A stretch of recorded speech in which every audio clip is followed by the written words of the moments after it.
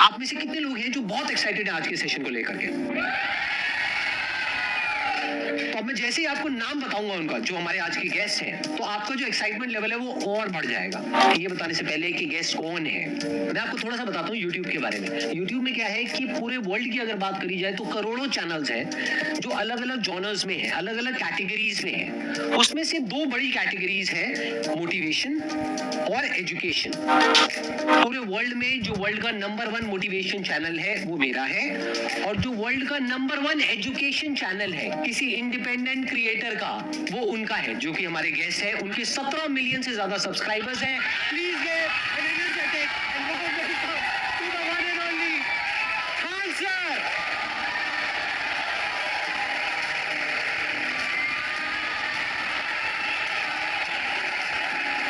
क्या हाल चाल जी, कैसे हैं आप?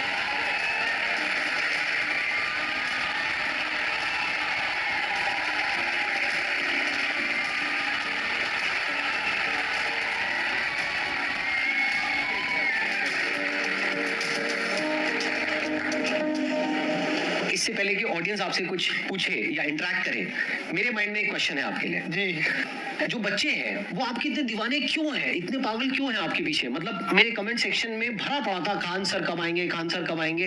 मतलब ऐसा क्या जादू कर दिया आपने बच्चों के ऊपर?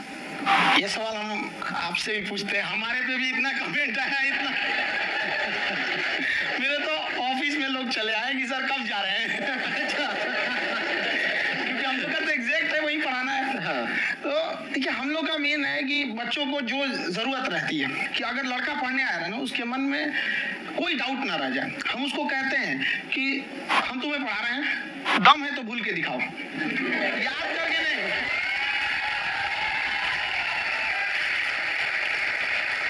बस आप जिस प्राइस पॉइंट पे पढ़ा रहे हैं, आई थिंक वो सबसे कम है, वो बहुत ही कम है। सर, ये जो फीस का कल्चर है, ये हमारा इंडियन कल्चर नहीं है। हमारा इंडियन कल्चर गुरु दक्षिणा है, उस हिसाब से वो सही है। ऑक्सीजन जैसे जिंदगी के लिए जरूरी है, वैसे एजुकेशन जरूरी है। कोई ये नहीं कह सकता है कि पैसे की वजह से वो खान सर के यहाँ से लौट गया। क्या बात है।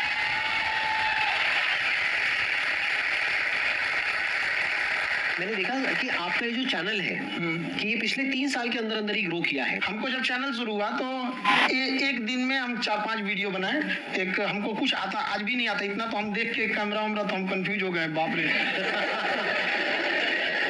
तो हम एक ही दिन में वीडियो शूट किया, पढ़ाने वाला टॉपिक था। हमको उसके बाद कभी वीडियो नहीं, 6-7 वीडियो एक ही बार शूट कर लिए। और एक जो थे जिनका कैमरा वगैरह था, मेरे पास कैमरे भी नहीं थे उस टाइम, और कैमरा 35,000 का था, तो 6 महीना इसी में लग गया, 35,000 इसी में फंस जाएगा। तो उनके कैमरे से शूट किए, उन्होंने कुछ चार्ज लिया, उसके बाद हम छोड़ ही दिए। लॉकडाउन लगा, तब हम कहें आप कैसे पढ़ाएंगे, वो तो 1 दिन 2 दिन करते करते अचानक लंबा हो गया। तब हमको लगे, याद आया कि ओहो, मेरा एक चैनल भी है वहाँ पे। तो उस समय उस पर लगभग 30,000 सब्सक्राइबर हो चुके थे। तो जैसे लॉकडाउन लगा तो उस पर पढ़ाना चालू किए, और पता नहीं क्या लोगों को पढ़ाई में इतना इंटरेस्ट आ गया कि आपका स्टाइल ऐसा है थोड़ा सा, आप आई थिंक पढ़ाई के साथ साथ में जो बीच बीच में आप थोड़ा बहुत छोड़ते रहते हैं ना, मतलब जो ये एंटरटेनमेंट चलता रहता है। ये बात हम देखिए, जब हम गुलाम थे ना, तो अंग्रेजों ने एक चाल चला था कि भारत को हम फिजिकली गुलाम रखेंगे 100-200 साल, मेंटली 1000 साल कर देंगे। उन्होंने पढ़ाई का मॉडल चेंज कर दिया। उन्होंने ऐसा डिजाइन किया कि टीचर की रिस्पॉन्सिबिलिटी है वो पढ़ा के चला जाए। टीचर की रिस्पॉन्सिबिलिटी यहाँ खत्म नहीं हो जाती। पढ़ाना तो कोई भी पढ़ा सकता है, टीचर की इससे बड़ी रिस्पॉन्सिबिलिटी होती है उसे समझाना। वो समझा कि नहीं समझा। अगर लड़का आपके समझाने के बाद डाउट रह गया तो ये आपकी गलती है। लड़का हमसे पूछता है, सर इतनी भीड़ है आपके पास, तो कहे सर डाउट कैसे पूछेंगे? हम कह रहे यार, तुम्हारा डाउट बचेगा तब ना पूछेगा तुम डाउट यहाँ पे।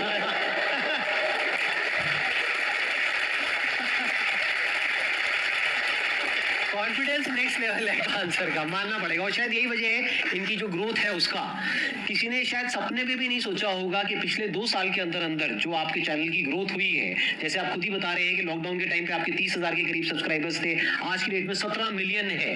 और मेरा एक क्वेश्चन और है, इससे पहले कि ऑडियंस में से आपसे कोई क्वेश्चन पूछे, कि कई बार आप ऐसे भी टॉपिक्स टच करते हैं जो थोड़े से कंट्रोवर्शियल है या थोड़े से सेंसिटिव है, जिसके ऊपर बात करने की हिम्मत आई थिंक बहुत ही कम लोगों में है। तो आपको कभी ये नहीं लगता है कि कहीं ज्यादा तो नहीं हो रहा है, इसको थोड़ा रोक देते हैं, थोड़ा कम कर देते हैं, क्योंकि कोई लाइन ही नहीं है वैसे तो बोलने को, तो आप कुछ भी बोल दो, कितना भी बोल दो। हुई है कंट्रोवर्सी बहुत बार। एक्चुअली बचपन से हमको फौज में जाना था, और फौज वालों के लिए ये सब मायने नहीं रखता। उसको करना है मतलब करना है, तुम सामने कुछ भी रहो, डजंट मैटर।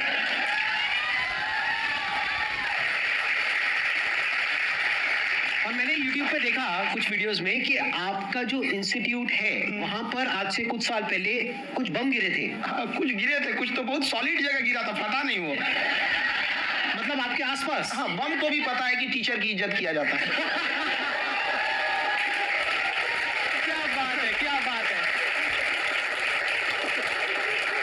मैं समझ पा रहा हूँ कि ये आपके अंदर जो एटीट्यूड है ये कहाँ से आ रहा है, क्योंकि आप बचपन से ही फौज में जाना चाहते थे, तो आप जंग के मैदान में ही खड़े हैं एक तरीके से। बस फर्क ये है कि आपके हाथ में कलम है, हथियार ना होकर के। हथियार से एक आदमी की जान जा सकती है, हाँ। कलम से बहुत ताकत होता है। शिक्षा एक ऐसा हथियार है ना, हर कुरीतियों से लड़ सकता है, हर तरह की समस्याओं से। और ये एक ऐसा हथियार है, मेटल डिटेक्टर में भी नहीं पकड़ाता है।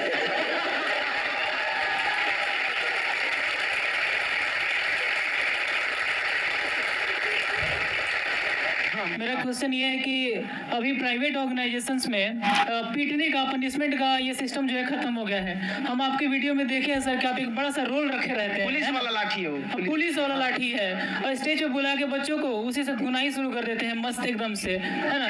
तो सर मतलब कि बच्चे मतलब कि डरते नहीं है आपसे, और इस तरीके से कैसे कनेक्टेड हैं आपसे, है ना।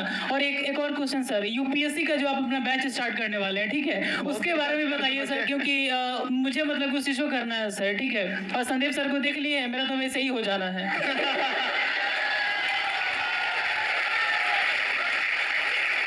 क्या हो जाना है? मेरा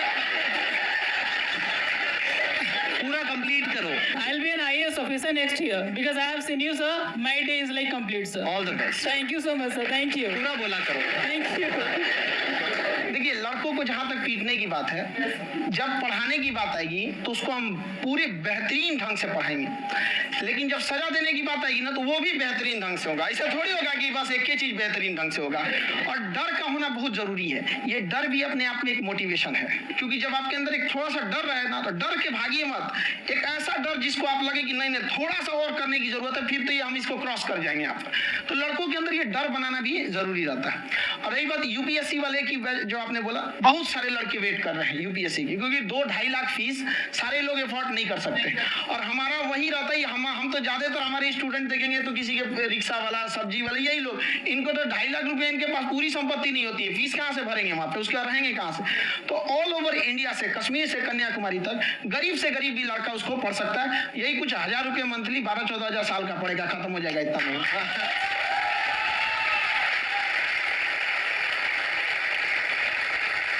ये जो डंडे वाली बात इन्होंने कही, ये सच है? मतलब आप सच में एक डंडा रखते हो? पुलिस का ही है वो। और मारते हो?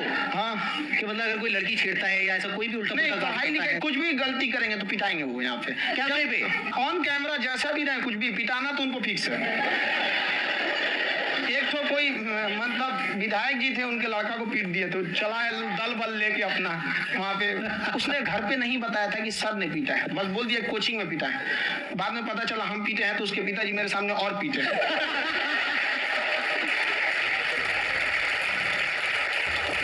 सर आपका सबसे बड़ा डर क्या है, आप दोनों का? फौजी को डरे नहीं लगता है। बाकी अफसर से पूछिए। आज के सेशन से पहले कोई डर नहीं था, लेकिन अब मुझे इनकी डंडे वाली कहानियां सुन करके डर लग रहा है कि कहीं मैंने गलती से कुछ बोल दिया, और इन्होंने कहीं पीछे कुछ रखा हुआ है, और यही आकर के अगर इन्होंने मेरी पिटाई कर दी तो बहुत बुरा हो जाएगा। तो इसलिए हमको थोड़ा डर लग रहा है।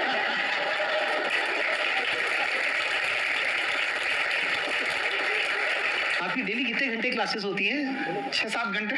अभी भी खुद ही करते हो आप? हाँ, हमारे स्टाफ परेशान रहते हैं। हम 1:30-2 बजे सोते हैं, सुबह 6 बजे उठ जाते हैं, परेशान रहते हैं। यार इतना क्यों करते हो? है ना? कभी क्योंकि उनको साथ-साथ लगना पड़ता है ना। उनको साथ-साथ लगना पड़ता है। हम जग गए हैं तो कोई सोया थोड़ी रहेगा, परेशान रहते, दिन में सोते ही नहीं है, और बेचारा कहीं कहीं जाके सोते रहता है। हम सिर्फ बांध दिए कि भाई तुम इस समय सो जाना, तुम इधर सो जाना। आपकी शादी हो गई या नहीं हुई अभी? मेरी खुशहाली देख के आप आइडिया लगा सकते हैं।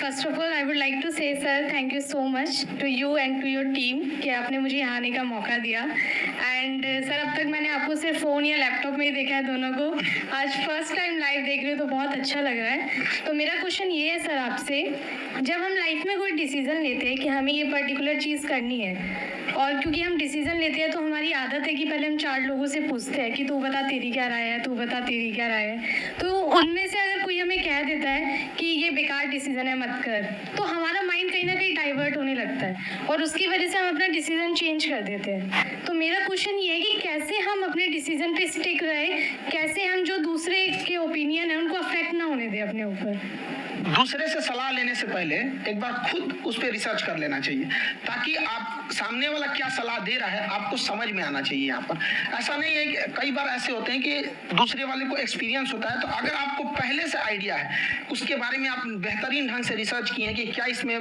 प्लस पॉइंट है क्या निगेटिव है, उसके बाद आप किसी से सलाह लेने जाइए। ये नहीं कि मन में सीधा बता गड़बड़ा जाएगा। तो वहाँ पर पहले आपको R&D करना पड़ता है, समझा कि नहीं। और जिंदगी हो या गाड़ी, जीतेगा वही जो टाइम पे गियर चेंज कर रहा है। तो डिसीजन चेंज करना बहुत ज्यादा गलत है।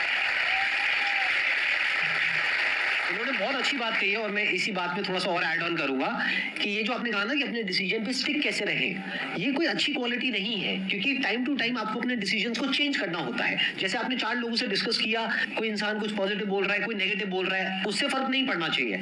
डिपेंड ये करता है कि वो जो बोल रहा है उसका बेसिस क्या है, क्या वो किसी नॉलेज या एक्सपीरियंस के बेस पे बोल रहा है या ऐसे ही कुछ भी बोल रहा है। ऐसे ही बोल रहा है तो फिर उसकी बात पे ध्यान क्यों दे रहे हो। अगर किसी नॉलेज या एक्सपीरियंस के बेस पे बोल रहा है, फिर चाहे वो पॉजिटिव बोल रहा है चाहे नेगेटिव बोल रहा है, दोनों ही मायने रखता है। उसके बाद में रिसर्च करनी है और फिर रिसर्च करने के बाद में फाइनल डिसीजन अपना खुद का होना चाहिए। अब वो डिसीजन उससे अलग भी हो सकता है जो आपने पहले लिया था, और वो सेम भी हो सकता है।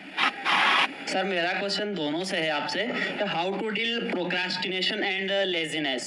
हमारा ब्रेन है ना, ये बहुत आलसी टाइप का, इसको आराम खोजना पसंद है। अब थोड़ा सा भी अब इसको आराम की ओर लेके चलेगा ना तो फिर उधर ही रहेगा। आप सोचेंगे 10 मिनट आराम कर लेते हैं ना, तो 10 मिनट 2 घंटा बना देगा। उसको टॉर्चर कीजिए, चल 10 मिनट बाद में,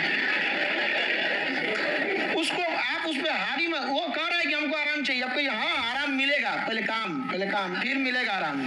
तो आप उसके हिसाब से मत चला। आपका मन कर रहा है थोड़ा सा देख लेते हैं, कोई नोटिफिकेशन आया, आप कोई काम कर रहे हैं, क्यों पहले काम कर लीजिए, बाद में देखिएगा ना नोटिफिकेशन। आप हावी मत होने दीजिए यहाँ पे। अगर आप 5 मिनट भी थोड़ा सा लूज पड़े ना, थोड़ा सा कमर सीधा कर लेते हैं, 2 घंटा बर्बाद कर दिया आपको। हावी मत होने दीजिएगा उसको अपने ऊपर।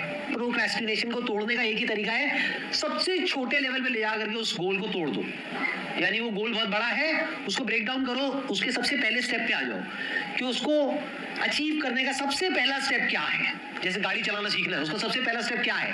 अगर घर में कोई नहीं है सिखाने वाला या सिखाने वाली, तो बाहर जा करके जो गाड़ी का ड्राइविंग स्कूल है उधर जा करके पैसे दे दो। अब फंस गए ना तो फंसा दो अपने आप को।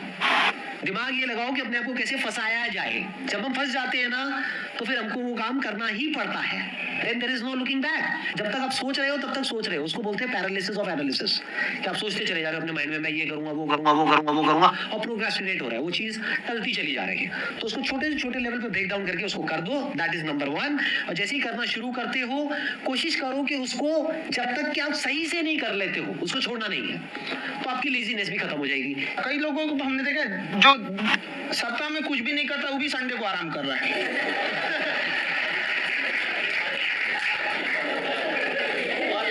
वैसे कहा भी जाता है कि अगर कोई काम आपको करवाना है ना तो ऐसे किसी इंसान को दो जो बिजी है, हाँ। ऐसे आदमी को मत दो जो खाली है। ये परफेक्ट एग्जाम। किसी को भी आप देखिएगा जिसको आप कहते हैं कि मतलब ठीक ठाक आप समझते हैं कि नहीं ये बहुत आगे निकल, वो एक काम को खत्म करने के बाद कभी आराम नहीं करेगा। एक काम खत्म हुआ उसको लगेगा हाँ ये खत्म हो गया, अब दूसरा करना चाहिए। और वही जिसको देखिएगा एक खत्म हो गया, अरे आराम करना चाहिए, कभी नहीं, लाइफ में आखिरी सांस तक। सर यहाँ पे सब हिंदी में पूछते, इंग्लिश में पूछते, मैं भोजपुरी में पूछूं? जौन भाषा ठीक लगे तो में पूछ दो।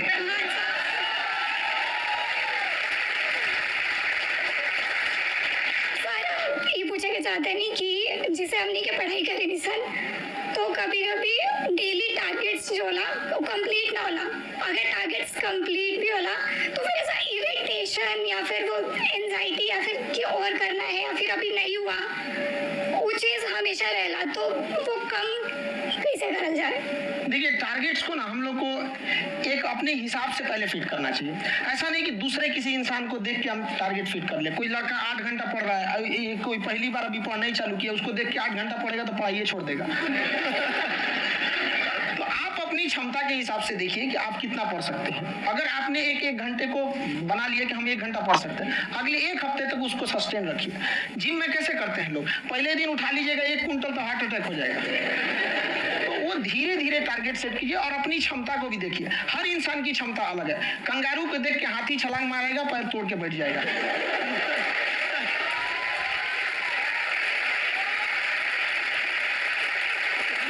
अब संदीप सर का मोटिवेशन देख के इसका मतलब क्या कि ट्रेन के आगे खड़ा हो जाएगा, ढकेल देंगे तुमको। हालांकि ऐसा कर देते हैं, लेकिन ऐसा करिएगा लोग नहीं, क्षमता पता होना चाहिए। आपके अंदर एंजाइटी हो रही है कि मैंने कर तो लिया है। आप ये नहीं कह रहे कि मैंने कुछ भी नहीं किया है फिर मेरे को एंजाइटी हो रही है। आप ये कह रहे हो मैंने काफी कुछ कर लिया है फिर भी एंजाइटी हो रही है कि कहीं कुछ छूट तो नहीं गया है। तो बेसिकली आपको ये देखना है कि अगर आपके अंदर एंजाइटी हो रही है that means you are a very good student. आप एक अच्छे स्टूडेंट हो। क्यों? क्योंकि बहुत सारे स्टूडेंट्स तो ऐसे हैं उनको पढ़ने के नाम से एंजाइटी होती है। तो आपको एंजाइटी हो रही है कि मैंने पढ़ लिया, दिन में मानो 8 घंटे का आपने टारगेट सेट किया और 6 घंटे पढ़ लिया, या मान लो 8 घंटे भी पढ़ लिया, फिर भी एंजाइटी हो रही है कि मैंने 10 घंटे नहीं पढ़ा। तो ये तो अच्छी क्वालिटी है ना, ये तो एक ब्रिलियंट स्टूडेंट की क्वालिटी है। क्योंकि एंजाइटी उसी को होती है जो केयर करता है, जिसको परवाह है, उसी की तो एंजाइटी होती है। जैसे माँ को अपने बच्चे की, जैसे एक माँ को अपने बच्चे को लेकर के एंजाइटी होती है। हंस लो मजाक उड़ा लो। कोई बात नहीं, एडिट कर देंगे इसको हम।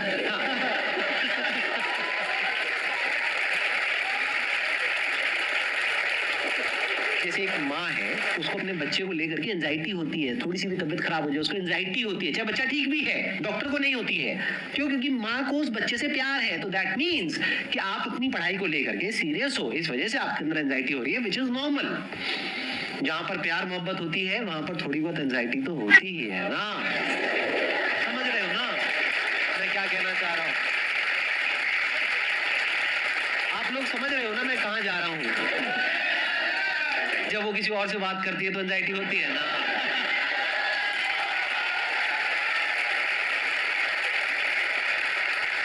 सर आपकी स्टोरी हमने सुनी थी, तो एक टाइम आया था जब आप गंगा किनारे जाके बैठ गए थे। उस समय आपको कुछ समझ नहीं आ रहा था, तो उस समय मतलब आपने ये डिसीजन कैसे लिया कि अब आगे नहीं, यहाँ से वापस जाना है? रास्ता ही नहीं था।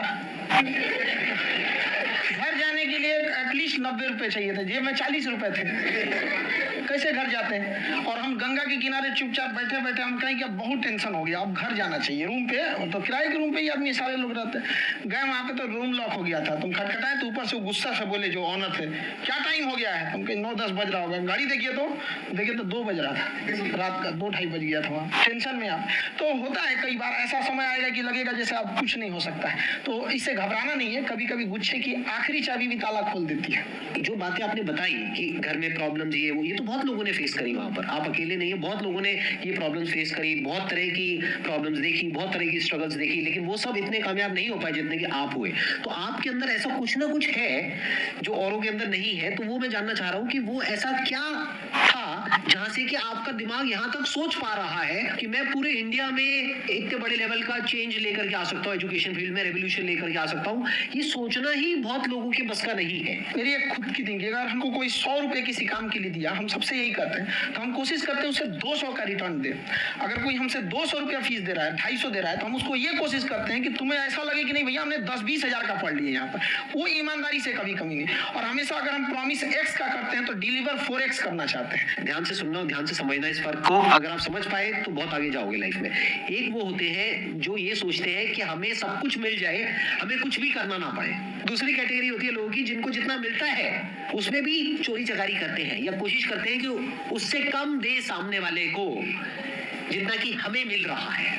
तीसरी कैटेगरी होती है लोगों की जो इनके जैसे लोग होते हैं। वो क्या करते हैं, वो ये सोचते हैं कि अगर मैंने किसी से 1 रुपए भी लिया, देखा जाए तो 200-250 रुपए कुछ भी नहीं होता है। 200-250 रुपए अगर मैंने लिया तो कैसे उसको 400 रुपए की वैल्यू दूं। ये जो थिंकिंग है ना, यही एक फर्क होता है एक ऐसे इंसान में जो बहुत आगे निकल जाता है और उस इंसान में जो मीडियोकर रह जाता है। आप अपने आप के ऊपर समय दीजिए, उसको डेवलप कीजिए।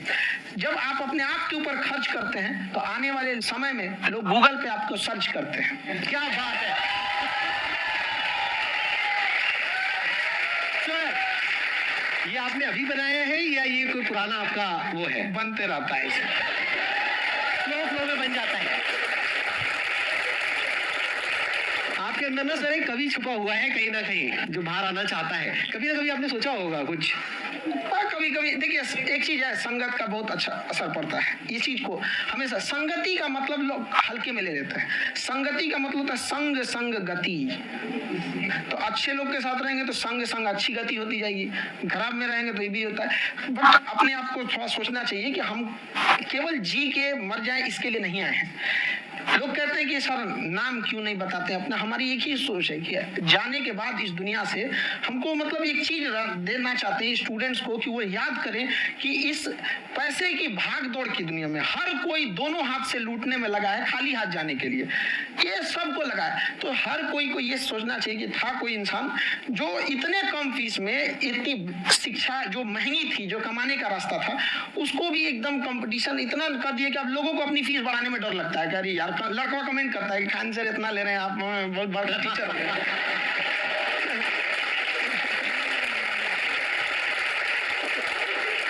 खान सर, ये क्लिप है, ये समय और समझदारी में बहुत फर्क होता है। अगर समय रहते समझदारी आ गई तो इंसान कामयाब हो गया, लेकिन अगर समय चला गया फिर समझदारी आई, फिर तो बेकार है। तो सर मतलब कुछ आपको ऐसी चीज़ लाना चाहिए जो मतलब बच्चों जो तैयार हो रहे हैं उनको ये चीज़ें मतलब एंड टाइम पर दिखे। समझ रहे आप मेरी बात? नहीं समझ?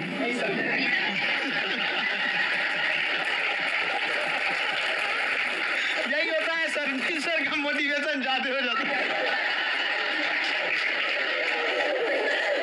जब आप स्ट्रगलिंग फेज में हैं तो कम से कम चीजों को अपने ऊपर खर्च कीजिए, ज्यादा से ज्यादा सीखने में खर्च कीजिए। अगर आपको राजा बनने का शौक है तो गुलाम की तरह मेहनत करना सीखिए, तब राजा बने।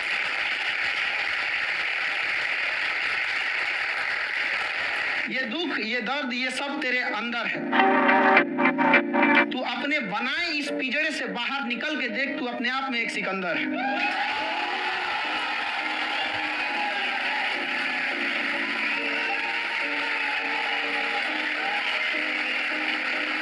So much sir for coming. बहुत मजा आया मेरे को आपके साथ में इंटरेक्ट करके। आई एम श्योर आप लोगों को भी बहुत मजा आया होगा।